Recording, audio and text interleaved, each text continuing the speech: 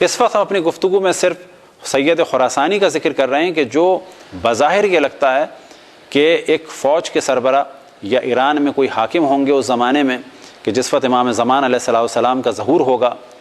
اب یہ کہنا کہ یہ آغا خامنائی ہیں تو ممکن ہے یہ وہ ہوں، لیکن تطبیق کرنا جائز نہیں ہے.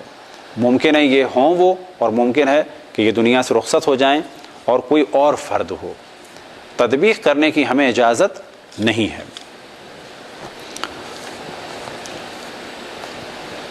ایک روایت امام محمد باقر علیہ السلام سے نقل ہوئی، ملاحم میں اس کا ذکر ہے، اور یہی روایت اہل سنتی کتابوں میں بھی ذکر اس کا ہوا ہے، اور امام محمد باقر ہی سے ذکر ہوا ہے. مثال کے طور پہ نعیم ابن حماد میں یخرج شاب من بنی ہاشم، کہ بنی ہاشم کا ایک جوان ہوگا کہ جسے کہا جاتا ہے خراسانی. کیوں کہا جاتا ہے خراسانی؟ کیونکہ خراسان سے ہوگا. علامت کیا ہے؟ بکفہ الیمنی خال، اس کے سیدھے ہاتھ میں ایک تل ہوگا. اب اس روایت کو بعض لوگ غلط ترجمہ کرتے ہیں. کبھی بھی اپنے کسی موضوع کو ثابت کرنے کے لیے نہ قرآن کی غلط تفسیر کی جائے، نہ آیتوں کا غلط ترجمہ کیا جائے. خال کے معنی ہے ترجمہ، خال کے معنی ہے تل. تو روایت بیان ہوا بکفہ الیمنی خال، اس کے سیدھے ہاتھ کی ہتھیلی میں کیا ہوگا؟ تل ہوگا.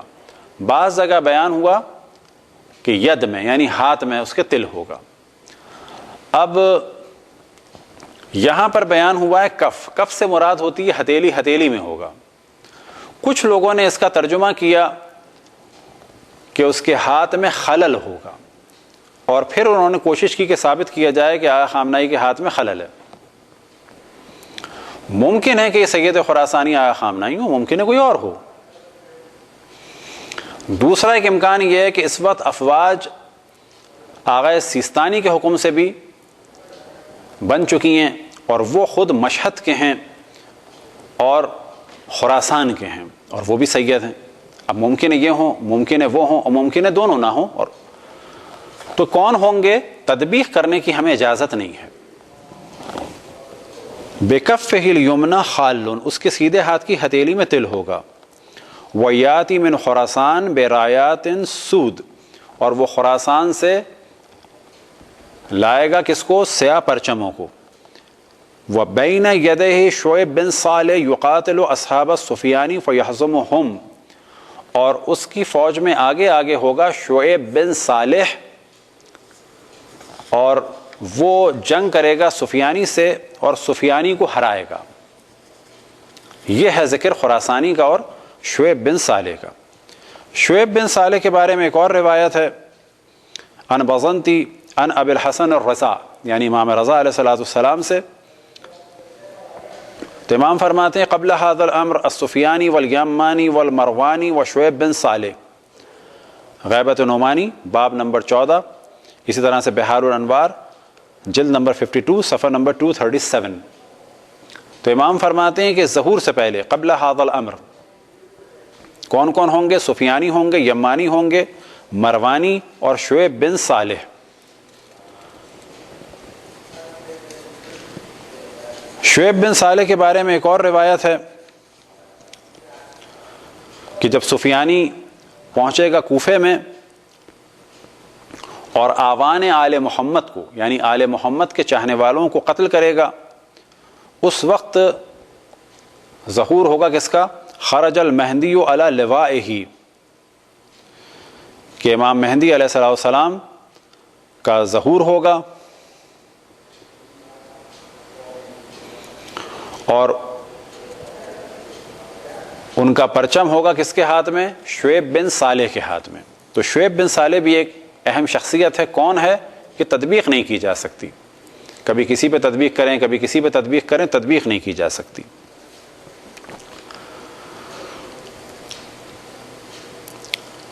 اب شعیب بن صالح کے بارے میں ایک اور روایت بیان ہوئی، یخرج بالرئی، کہ شعیب بن صالح تہران سے ہوگا، کوسج ہوگا، اس کی داڑھی بالکل ہی مختصر سی ہوگی. یقال لہ شعیب بن صالح، اسے کہا جائے گا شعیب بن صالح. فی 4000 اور اس کے ساتھ 4000 لوگ ہوں گے. ثیابہم بیض، ان کے لباس سفید ہوں گے. ورایتہم سود، اور ان کے پرچم سیاہ ہوں گے. وَيَكُونُ مُقَدَّمَةً لِلْمَهْدِي، اور یہ لوگ امام مہدی کا مقدمہ ہوں گے. ابھی مقدمہ ہوں گے سے مراد یہ کہ ان کے ظہور سے پہلے ظاہر ہوں گے، یا یہ کہ ان کی فوج کا مقدمہ ہوں گے. یعنی ایک جانب تو یہ ایران سے نکلیں گے، کوفے میں جائیں گے، سفیانی سے جنگ کریں گے، سفیانی کو ہرائیں گے. بعد میں امام کی جانب سے پرچم بھی فوج کا شعیب بن صالح کے ہاتھ میں ہوگا بعض روایتوں کے بقول. اور اسی طرح سے کیونکہ انہوں نے ایک بڑا معرکہ کیا ہوگا تو امام کی فوج کا بھی مقدمہ، یعنی امام کی فوج کے آگے آگے ہوں گے. یہ سارے امکانات ہیں.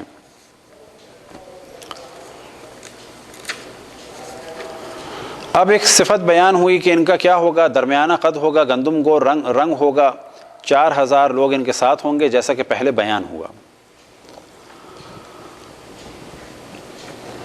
روایات کو کبھی بھی مس یوز نہیں کرنا چاہیے، اپنی خواہشات کے مطابق ان کو آگے پیچھے ادھر سے ادھر نہیں کرنا چاہیے. اب مثال کے طور پر اس وقت ایک روایت ڈسکس ہو رہی ہے، اسے بھی ہم ڈسکس کر دیتے ہیں لیکن تطبیق نہیں کر سکتے.